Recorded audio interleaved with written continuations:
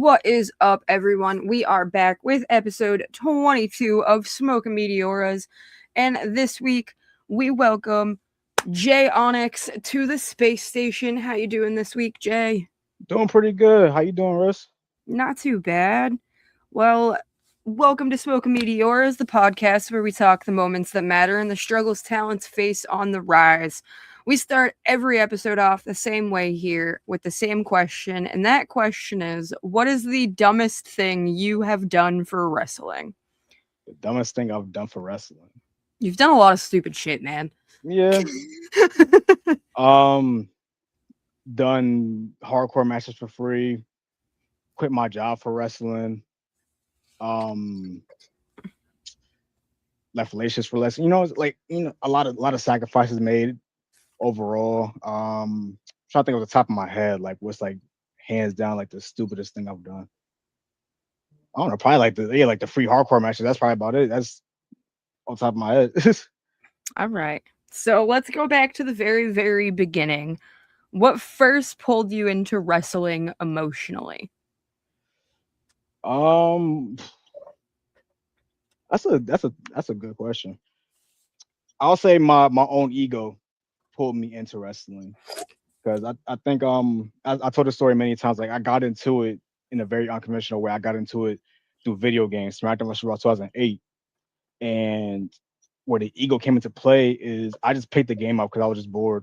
My cousin had it. I got my ass handed to me, and I was like, hell no, I'm buying this game for my damn self. I'm gonna get good at this game. So that's how I started getting like more introduced like to more like wrestling and stuff. And one night I'm just scrolling through channels, I see Monday Night Raw, and I'm like, oh shoot, that's the guys that be playing for my PS2. Like, so yeah, if it wasn't for me being egotistical and just if I would just took my L like a champ and just moved on, I probably wouldn't be wrestling. So yeah. So, what was the moment where wrestling became more than just entertainment to you? When did it become something you actually wanted to go after? Mm. I say this too, like every kid dreams about being a wrestler, but we're young and we're naive. We think it's as simple as going to the headquarters and just filling out a job application. Um, so outside of that, it was when my partner Shawn ended up telling me that we have wrestling schools here in Connecticut, and I think I was maybe like 15 or 16 at the time. And so was he. We're the same age. And I think like after hearing that, I was like, oh wow, we actually have like schools here. You know what? That I initially I'm like, you know what? That sounds like something I would have fun with doing like as a little side hobby. But like the more we talked about teaming up, the more we talked about like ideas, like I had a lot of confidence in it. So I was like, you know what? Now I want to go full swing at it. Alrighty. So, when you did go full swing, where did you guys decide to train? Where did you go? Initially, the school that he was gonna go to, I believe it was called PWA. I think it was like in Danbury, maybe like 40 minutes from where him and I lived. Um, and what I'm saying, that was the initial set point. And then one day I'm walking into my high school, and on the front door, I see, a poster for a PPW show. What I'm saying, it's gonna be held right at, what I'm saying, right at my high school. And I'm like, oh wow, okay, you know what? Yeah. Let me go see what this is talking about. They had Booker T on the show doing meet and greets and stuff. Um, what I'm saying, I went, eventually I brought Shawn with me. We would hang out a little bit after the show, just say what's up to the wrestlers, like, and ask them about like, wrestler schools, because we was aspiring wrestlers, and like, oh yeah, our school is right here in East Haven. And I'm like, dead ass? Like, what? Like, I got a wrestling school like 15 minutes from my house. And it was just like, like it just felt like fate. Like, saying like this is all supposed to happen. So, what do you think your younger self was looking for through wrestling? Mm. A lot of things. I'll say, fame, praise. Like I always grew up with like self-esteem issues. So I felt like, if I was like an expert at something as dope as wrestling, like I would get a lot of recognition for it. Um, of course, like I want to make a living off of it. So like I always hope to make like a shit ton of money from it to a point where, my kids, will have money, and my kids can have money, leaving behind that legacy, or even if it's just like they need a job, and they're kind of struggling looking for work right now, just leaving behind a legacy so strong where it's just like if they do decide to go into the business, it's like, oh yo, I know all your dad's work. I was a huge fan of your dad. Like if he trains you, I know for sure like you're gonna be good. I'm gonna bring you in. So, what was the biggest thing that you think wrestling gave you before you ever stepped foot into a training center? Hmm.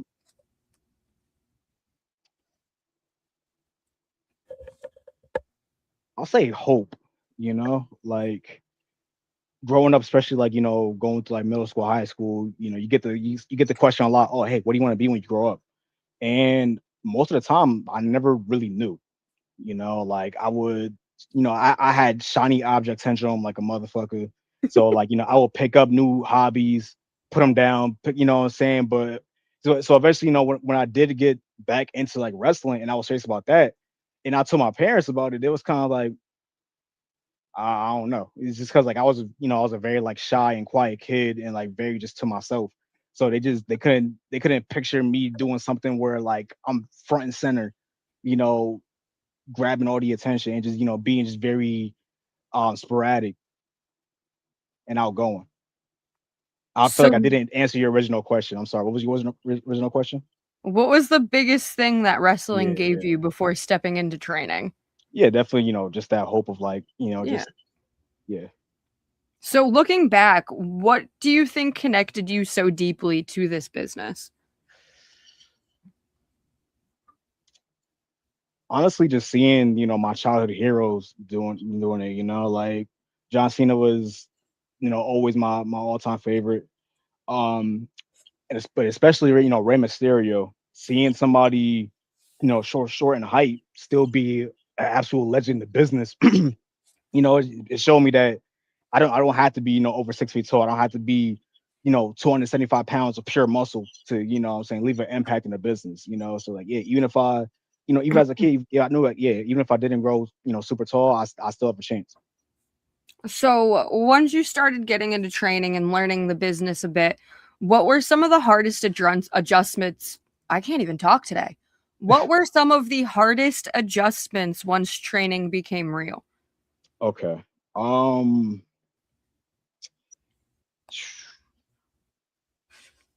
Honestly, I'll say like the real like little stuff. Like one thing I always like struggled with is technical wrestling, right?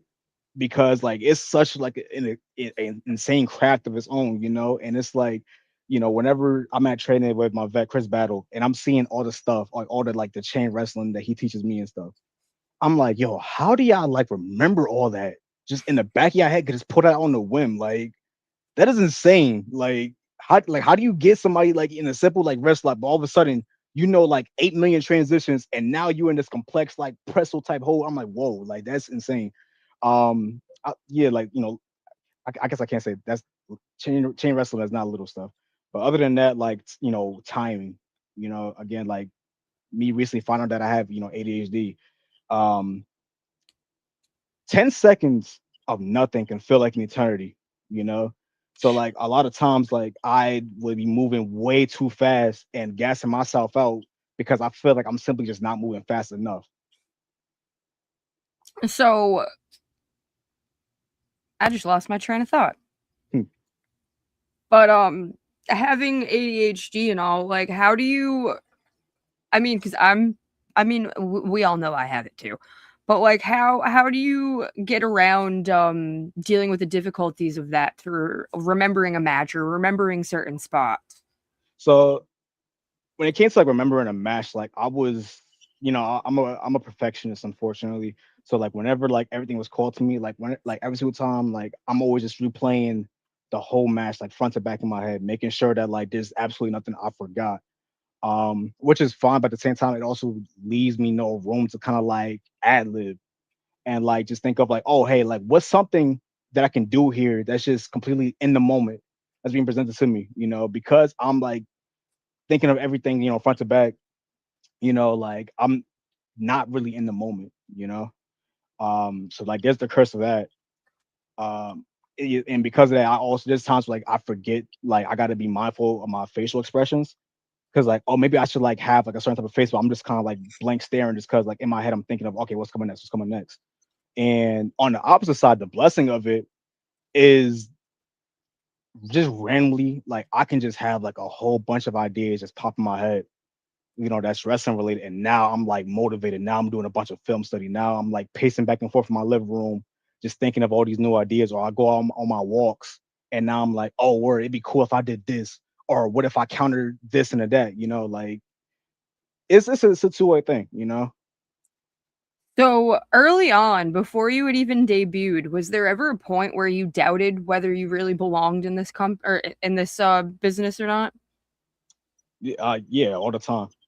Like I said, like just having the self-esteem issues, like it's you could very easily, see what other people are doing, stuff that they're doing better that you either stuff that they're doing better or stuff that they're doing that I don't know how to do or like I struggle with doing, and just making that comparison and just like, damn, like they're gonna be a fucking star in this business. Like, how am I ever gonna compare to that? You deal with that a lot. Yeah, you know what I'm saying? Like even after, debuting, like to this day, what I'm saying, I get in my own head sometimes where I'm just like, what the hell am I gonna do? Like just because this business is very just like being at the right place in the right time and also just having the skill to do it. I mean, I totally know your struggle with the whole self-doubt and everything too. I mean, you've paced my basement, not just your living room too. Yeah. But I mean, that's definitely like a struggle everybody faces in this business some days. I feel yes, you kind of have to compare yourself to others, but your progress is your own total thing and Mhm. there's no time limit on when you need to be this or be that. It's your own Exactly. progress.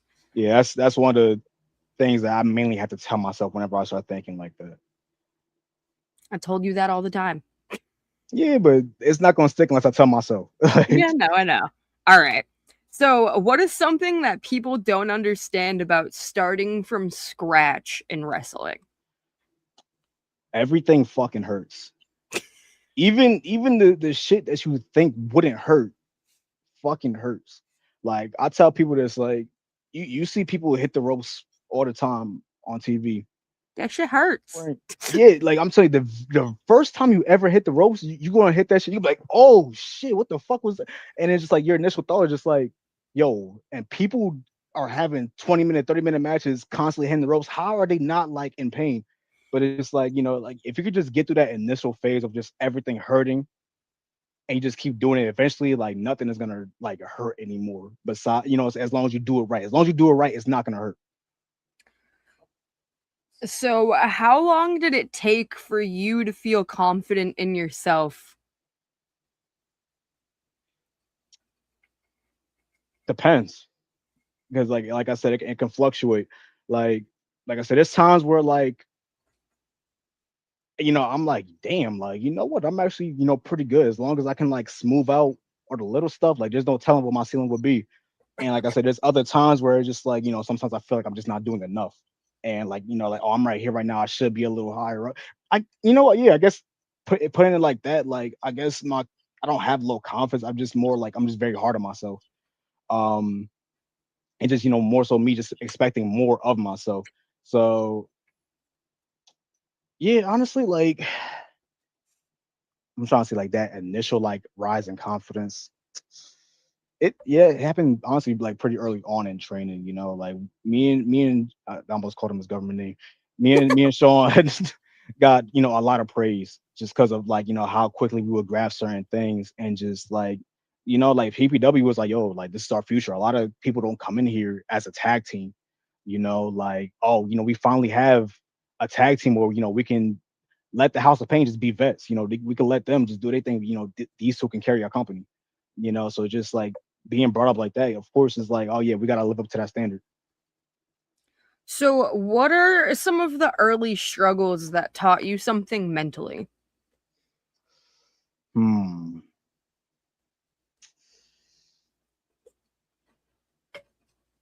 Earliest struggles. Like you really gotta go balls to the wall with this business. It's kind of like, if you're slacking behind, people are gonna pass you. You can rise up quickly, but you could also fall just as quickly as you rose.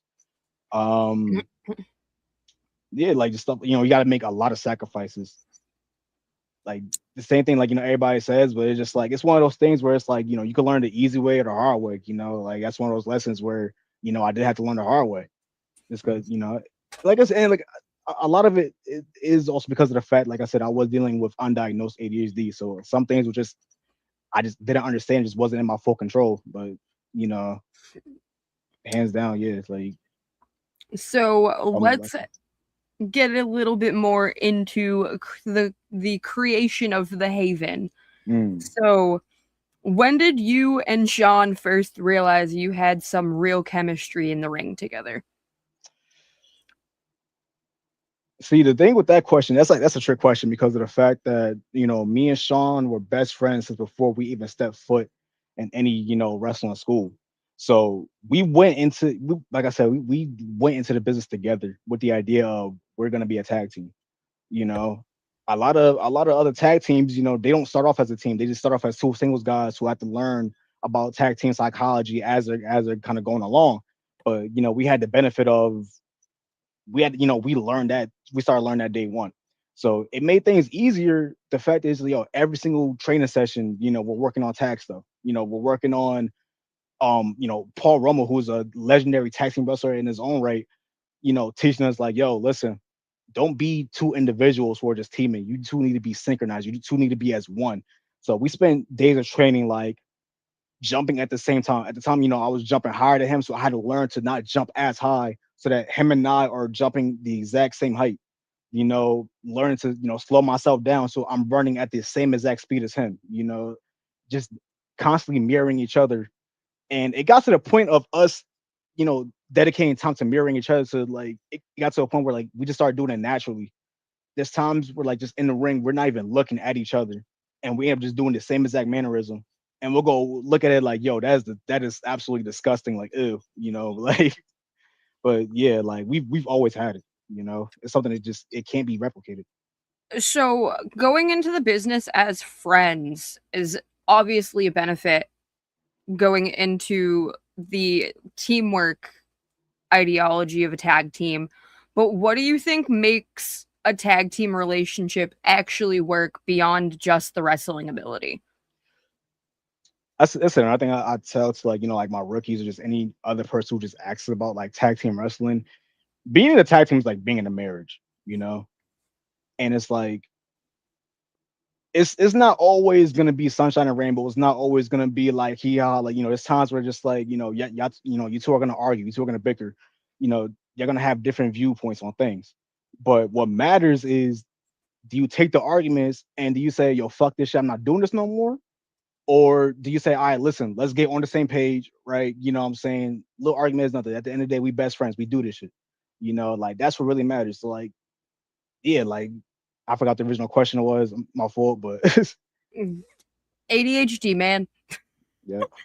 But so what makes a tag team relationship actually work beyond the wrestling ability? Yeah. That's basically it. Just like, Yeah.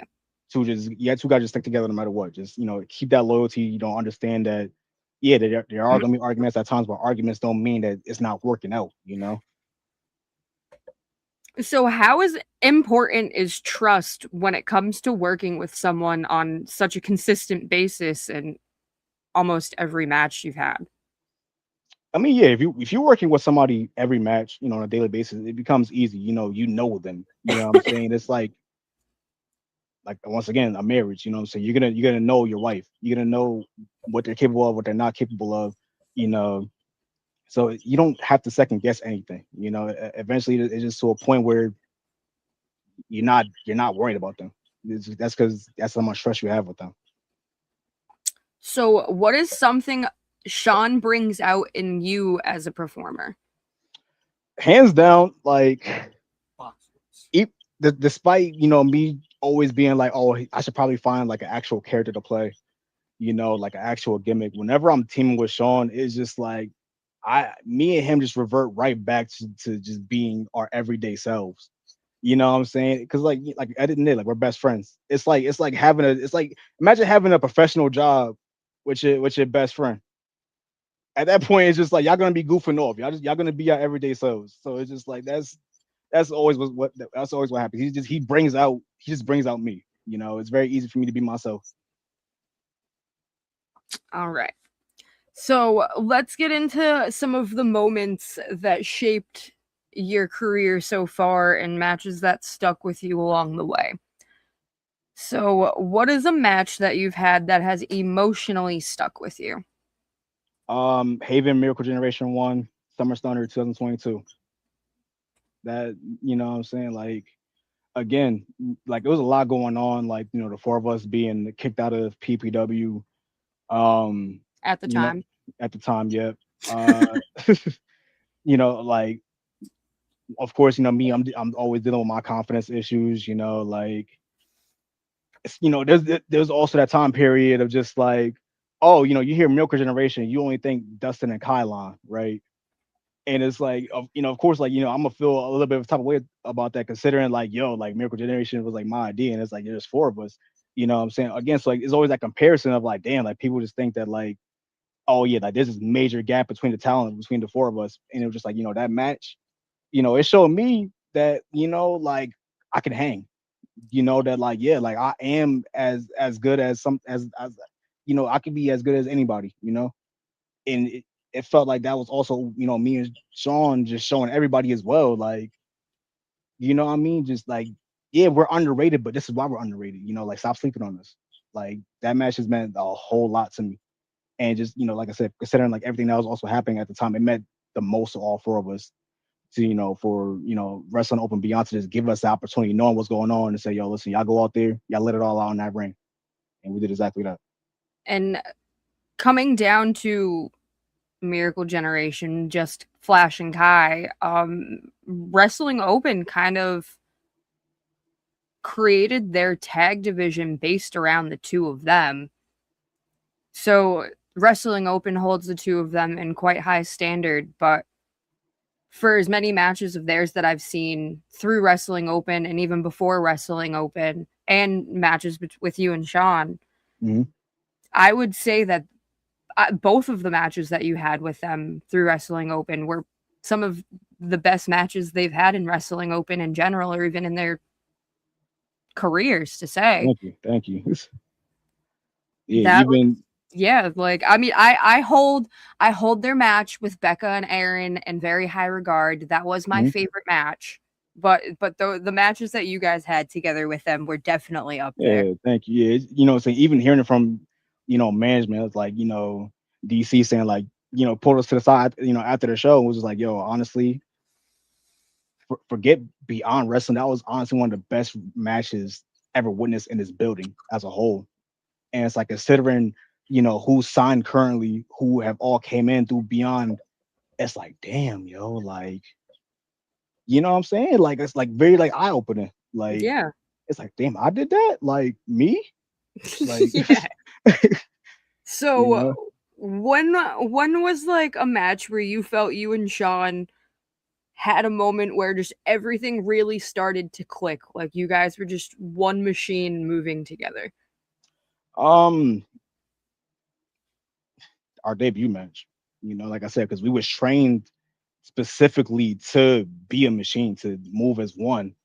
And I say this every single time, like it's kind of brought up. I'm like, yo, even to this day, like I feel like, you can go back and watch our debut match and like it's still a great match. A lot of people look back at their first year, their debut matches, it's kind of like, oh man, like the Mm. difference between me and from now and then is night and day, which is still there. There's still a huge difference, but like looking back, it's absolutely like nothing I could be ashamed of and be like, yo, oh my god, I knew nothing about the business. So, what is a moment in your career that made you feel like you truly were starting to belong? Mm. Once again, that Miracle Generation match. Um, I always mention Haven versus Diaspora at BST, the tables match, just because like that was just another like one of those nights where the four of us we went backstage after 5 of us because it was down there 3-on-2 handicap the whole night. um, all 5 of us went back there. We're just like, yo, like, we felt euphoric. Like it just felt, amazing. Like Harry came to us after. We were just like, yo, like I absolutely needed that. Thank you so much. Like I had a shitty week. Like that just cheered me up. Like that was like one of the best matches I've ever seen. Like thank you guys. Like hearing stuff like that. You know what I'm saying? After like not even like every single 2 days, I'm like, damn, I'm ass. I suck at this. It's like I'm like, yo, I need to stop talking to myself like that. Like if someone who has absolutely no reason to kiss my ass whatsoever is telling me that just wholeheartedly, I'm like, man, like, you know what? It's possible. Like, stop giving up. Stop feeling like you don't belong. Like, you can do this, bro. Like, just keep pushing. So, what is something that wrestling has taught you about yourself emotionally? If it comes down to it, like, I can be very stubborn and persistent, right? Because like I said, I know. yeah, but like I said, like just like I said, like constantly battling ideas like I should stop doing this, I should quit. But it's like every single time, despite what's happening, despite if it's something going on in the business that's kind of like I feel like I can't do this, if there's something going on in my personal life that's making me feel like I can't do this, every single time I'm like, I should stop doing this. I I I don't, like I always think about, like friends who I've made in the business, friends outside the business who are cheering me on, who believe in me. And I'm like, I can't let them down. I know no matter what path, what trajectory my career takes, they'll be proud of me, but like I can't give up on them, you know? So like that's something that wrestling taught me. So, let's get a little bit more into balancing the individuality of yourself while also being a part of a team. Mm. So, how do you balance your own identity while being a part of a team? I'm not gonna lie to you, I don't. That's something in a recent 1 to 2 years that me and Shawn have tried to emphasize. Like yo, we need to go have singles matches. We need to go find who we are outside of the Haven. Like we've been so good as a team that to this day people mistake me and Shawn for brothers. And it's like, what I'm saying? It makes sense, what I'm saying? We're the same height, what I'm saying? Like we move the same, sometimes even speak the same. Like, so it's just like, yeah, like people know who we are, but what I'm saying? Nobody could really say, oh, who is Jay Onyx? Who is Shawn Knight? You know? And like I said, like even despite, finding who I am outside of, the tag team work, every single time I tag with Shawn, like I said, he just brings out, what I'm saying, the actual me. So it's just like I said, I just go right back to my usual self, just goofing around. What I'm saying, like fucking around with him, fucking around with the crowd.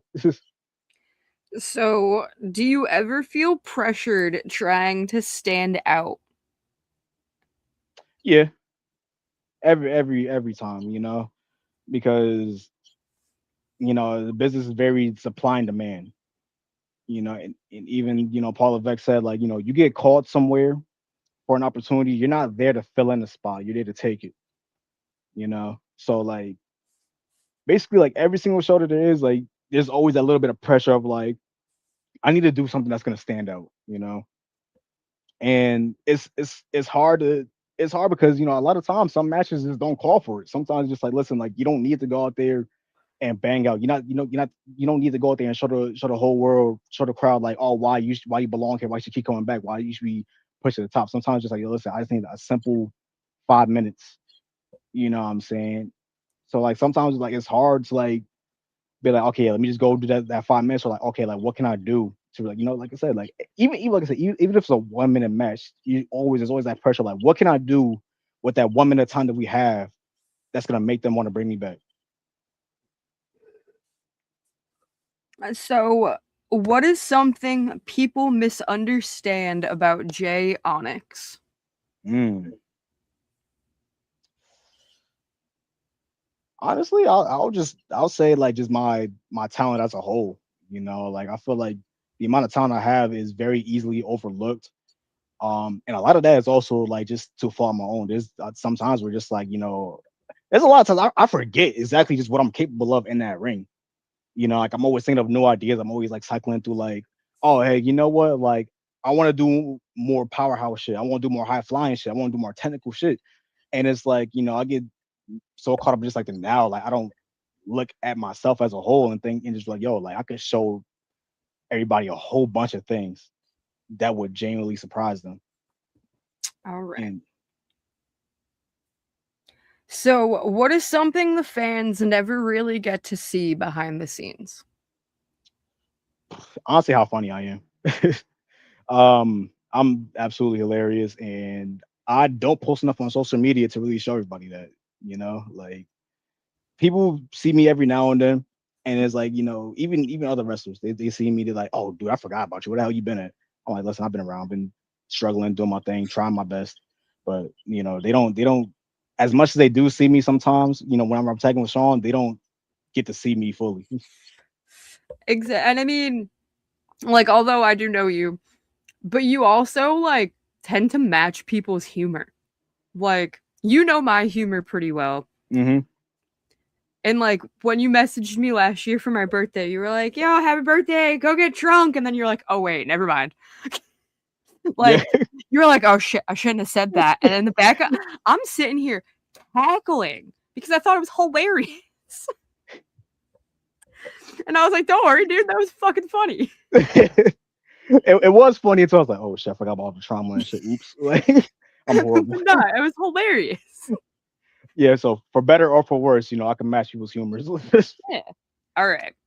So, what sacrifices has wrestling demanded from you? Everything, wrestling is something time consuming in general. Like, there's plenty of times where like I know fully what I need to be doing where it's like, okay, I need to go to training. But like, what I'm saying, again, it's also that battle with ADHD where it's like, okay, I know I need to go to training, but like I'm having my fun watching anime right now, playing the game. Or I'm having fun with the idea of like, oh, my friends are about to go out, have a bonfire or some shit. I want to go do that. Like, wrestling something like, listen, like you like do that when it's available, but not when, what I'm saying, wrestling should always come first. Like that should, if you really want to make it in this business, if you really want to like skyrocket, you need to prioritize that spots 1, 2, and 3. So, how difficult is it balancing wrestling with your real life? This is very difficult. Like I said, I've had jobs where like they're very strict with scheduling, and it's like, oh hey, like I can't really work these days. I got shows, and it's like, well, we need you for these days. Or it's like times where like I get booked last second, and it's like I'll ask politely like, hey, I know I'm supposed to like ask like 2 weeks in advance or whatever, but I got booked for this really huge opportunity. Like, can I do it? Sometimes it's yes, sometimes it's okay. Let me see what I can do. Sometimes it's no, and even though there is like even though there is a no, I still call out that same day because it's like, hey, listen, I'm not really asking if I can take the day. If I'm also telling you, I'm just trying to be polite about it. Um, but yeah, like that's the challenging thing about it. Same thing, just like I've had times where like I've had no car available, or like a shitty clunker, and I got to make that work. You know, Or other things bald like that. tires? Exactly. Like yeah, just stuff like that. Like it Yeah, can nah, make life in wrestling like very difficult. exactly. Between balancing car issues, friendships, relationships, work life, there's so much Hmm. that goes into it. So, what is something that keeps you grounded outside of the ring? Hmm. Okay. Um. I honestly like my support system. Say I mentioned it earlier, but yeah, like I have a fantastic group of friends and family around me who just always give me the advice I need. Tell me the things I do want to hear and what I don't want to hear, but I need to hear. Um, yeah, they just let me know like, hey, what I'm saying, like I need to work more on like doing this in my personal life, or yo, like the stuff I'm seeing in your wrestling life is great. Yo, keep going. Like I believe in you. Like stuff like that. Like that always keeps me like in a good headspace, or at least a decent headspace. All right. Well, looking forward to the future, what are you and Shawn trying to build together? Just really trying to really just trying to expand just more on a more global level. Like bringing our talents, to the West Coast, to different, we damn, did we tag in Canada yet? I don't think we had an actual tag match in Canada yet, but we have both, worked as singles matches in Canada. But like yeah, like just wrestling in different countries, continents, you know, showing everybody that we are one of the best tag teams in the world. And also, like I said, like we're trying to find ourselves as well, trying to show exactly who we are outside of teaming. So, what kind of legacy do you want to leave behind as a team? I say this a lot as a joke because we go to certain areas and we see certain crowds. We step out, they never seen us a day in their life. First, they see the neon colors. Yo, y'all the New Day. Yo, Kofi and Xavier. Yo, what's up? You know what I'm saying? And I joke, I'm like, yo, hopefully it starts off from being like, oh, hey, two black wrestlers in a tag team did the New Day into, you know what? These two are fucking fantastic. Yeah, they are New Day just because Kofi and Xavier and Biggie, they were, saying one of the greatest tag teams of all time, one of the greatest factions of all time. That's the kind of impression we want to leave. Where it's just like, you ask somebody, oh, hey, like, yo, like, what's like your favorite tag team of all time? Whether in terms of like skill or just like personal favorite, we want to be in that conversation, you know. What kind of wrestler as an individual do you ultimately want to become? Uh, I'm very sporadic, so that answer changes more often than you think. You know what I'm saying? Depends on what I'm doing film study on. Like, what I'm saying? Of course, as a teenager, I'm growing up, I'm watching Black and Gold NXT. I'm seeing Ricochet, what I'm saying, flying with ease. And of course, I'm like, oh, yo, I want to do that. What I'm saying? I'm seeing powerhouses just flinging people across the ring. And it's like, yo, you know what? Yeah, that high flying should look cool, but slamming the motherfucker down their neck, that also looks really fun.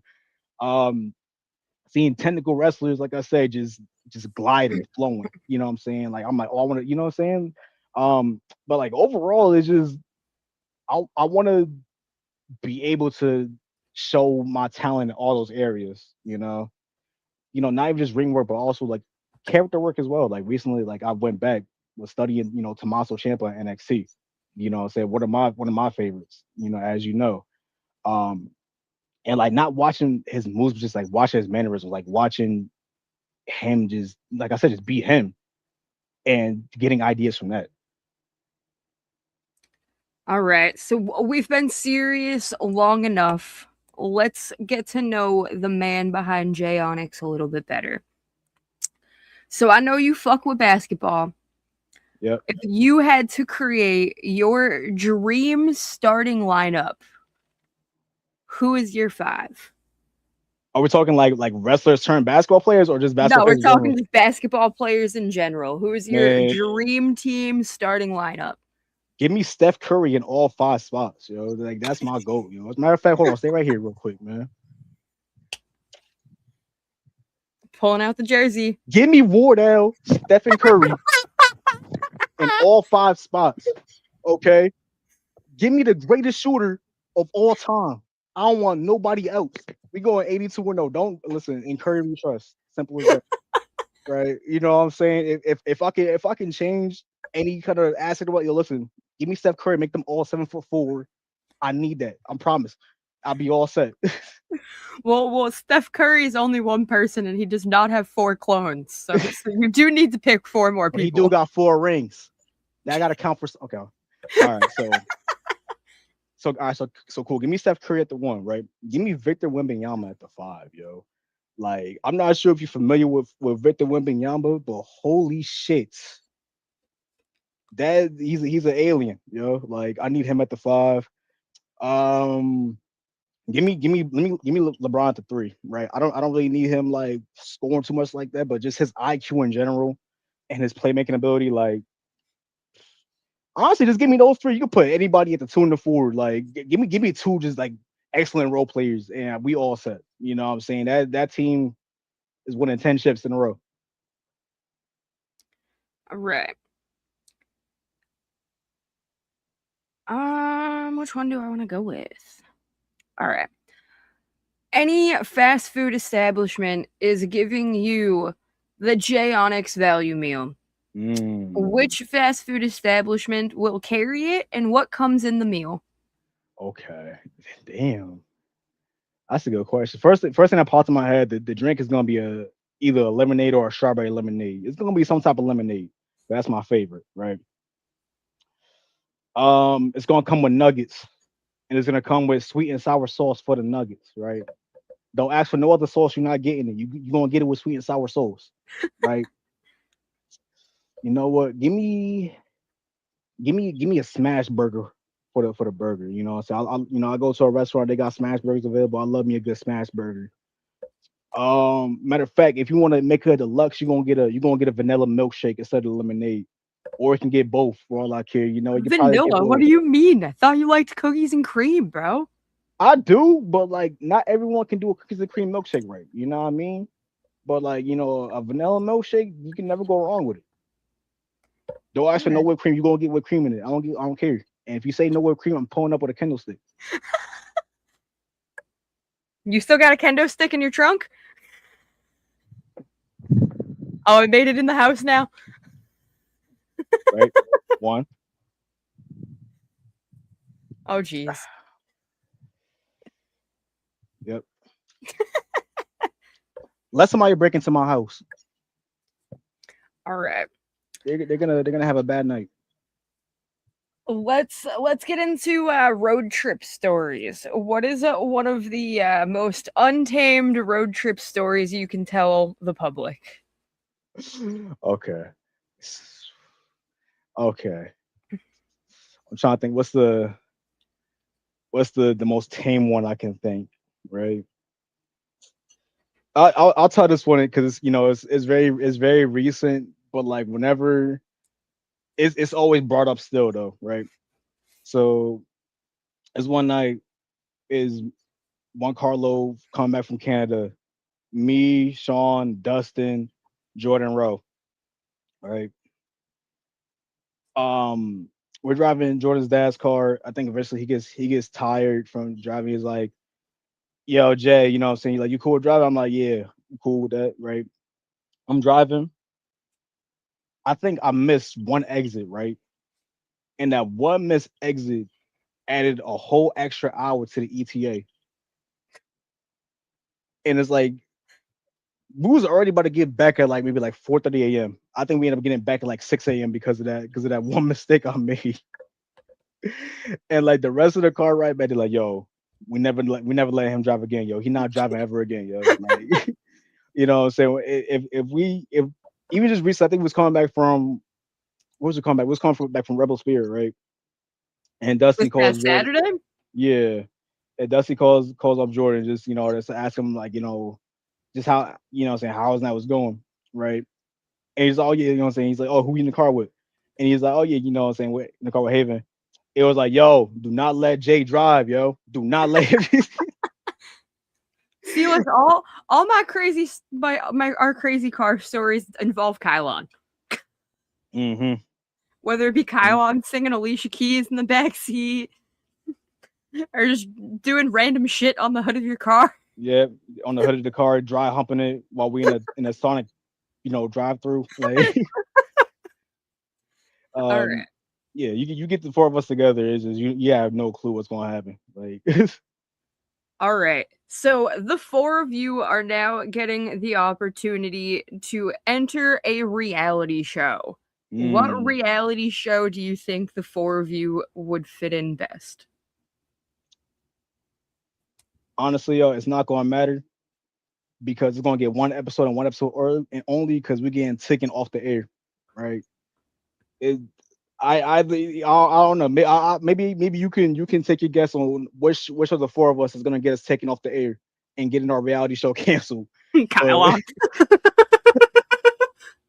that's a good. I would have said either me or Dustin, but Kylon. uh, but yeah, no, it ain't gonna matter. You on any TV network, we're getting taken off of it. Like you better off just making a private website, making it 21 plus only, and what I mean, pay subscription to watch it. That's probably the only way we're gonna have longevity with a reality show.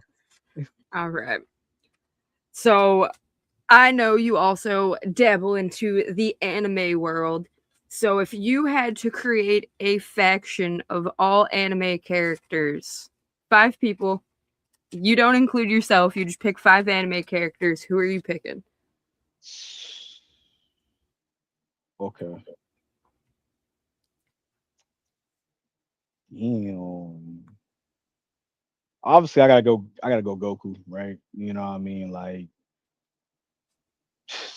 honestly, like, yo, what's stopping me right now from just saying, yo, give me the whole Z fighters. Um, shit, I don't know. Dang, man, it's just like I start remembering like every anime I've ever watched. I'm like, yo, who can I pull? It's just like every team I could think of is just overkill, right? Matter of fact, I'm gonna do you one better. You said 5 people, right? Yeah. Give me the Generation of Miracles. Jericho no basket. All right. What is something that is completely random but instantly improves your mood? Ooh, TikToks, right? So me and Dustin, we share a very similar like sense of humor when it comes to our For You page, and it is the most ridiculous shit ever. The most ridiculous brain rot to the point where it's like if you used to look at my For You page, be like, yo, how is this funny in the slightest? But what me and Dustin do, we play a little game. You know what I'm saying? We'll just say, yo, PR training, right? And we'll show the TikTok and it goes, we gotta watch the whole TikTok. We can't laugh, we can't smile, nothing. We gotta just watch it with a straight face. And most of the time, yo, we fail. So we're like, yo, oh man, we got to work on our PR training.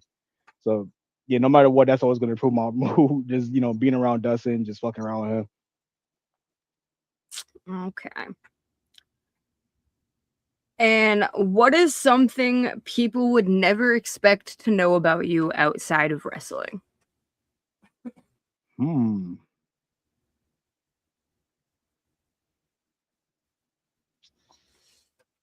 Honestly, that I can tend to be like very like shy and introverted if what I'm saying if I'm around like just people who I don't really know like that.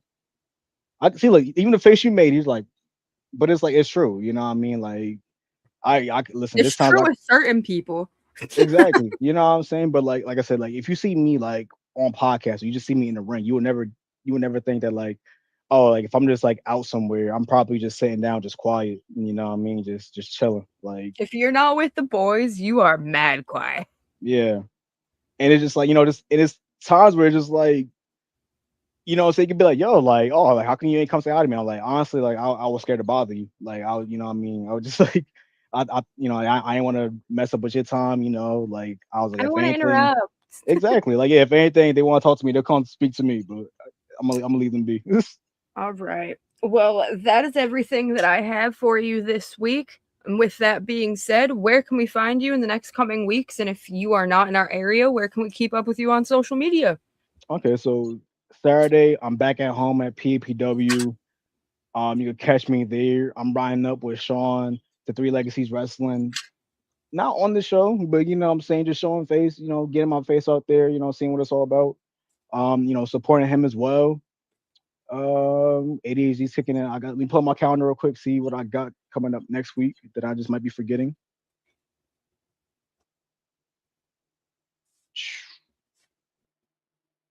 Alley fights coming up, PVW debut coming up, Planet Pro Wrestling the week after that, mid June. I'm trying to get down to what's it called? DreamCon. Cause I just found out they had wrestling on there. So I'm like, yo, like anime convention, RDC world, and what I'm saying, and wrestling. Like, yo, sign me up, please. But I'll listen, I'll do it for free if I have to. Like, that's just like that just sounds like my type of environment. But yeah, other than that, if anything else, it's either I forgot or it just happens sporadically. But other than that, social media, I'm on TikTok, Instagram, X, YouTube, all that. You find me under Jay Onyx.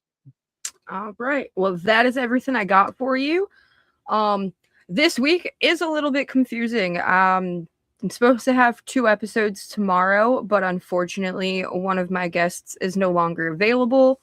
But we will be on tomorrow night at 8 p.m. with Mr. Tony Deppin and potentially a second guest. I'm nailing that down as soon as we hop off of here. But God forbid, for whatever reason, if tomorrow's episode with Tony doesn't happen, I'm going to drop next week's guests now. And we have not one, not two, not 3, but 4 guests for next Thursday. With that being said, next Thursday at 3 a.m., Smoke and Meteoras is going international, and we are sitting down with the one and only Vic Craig. So that will be a 3 a.m. episode, as Mr. Craig's over in New Zealand, and that is just the time that works out. Later on in the day, we will be live at noon with Brock Hall. We got him rescheduled from a couple of weeks ago, so he will be joining us at noon on, or not noon, sorry, at 1 p.m., I think. That could be wrong, but we'll get you the right time. But who will be back next week? We will also be sitting down at 2 p.m. with Terrazep. Terrazep will be here in the space station next week as well. And rounding off all of the announcements for next week, we will also be sitting down with Blair Onyx. Another Onyx. My cousin. Yo, I ain't seen her in years, yo. But those are our guests for next week. We will be back tomorrow night, hopefully at 8 p.m. with Tony Deppin, and we will be back next week with all 4 of those guests. But that is everything we have for you this week. We should be back tomorrow, maybe with 2 episodes, but that's everything we got for you, and we will catch you next week.